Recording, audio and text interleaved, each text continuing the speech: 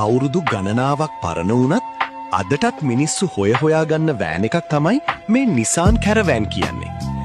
ජපානයේ නිසාන් සමාගම 1973 වසරේ ඉඳලා අද වෙනකන්ම නිෂ්පාදනය කරන ජනප්‍රිය වෑන් රථයක්. පවුලේ ගමන්වලට වගේම ව්‍යාපාරික කටයුතු සහ සංචාරක සේවාවලටත් මේ වෑන් එක ලෝකයේ රටවල් ගණනාවක භාවිතා වෙනවා.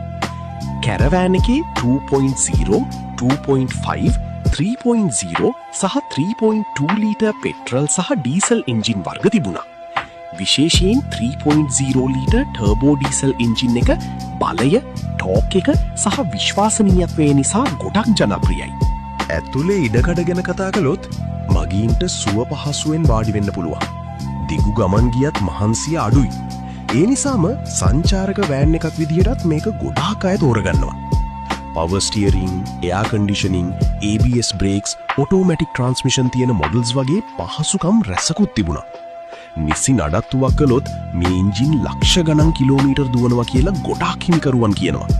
ඒකයි අදටත් පරණ කැරවෑන් එකකටත් හොඳ ඉල්ලුමක් තියෙන්නේ.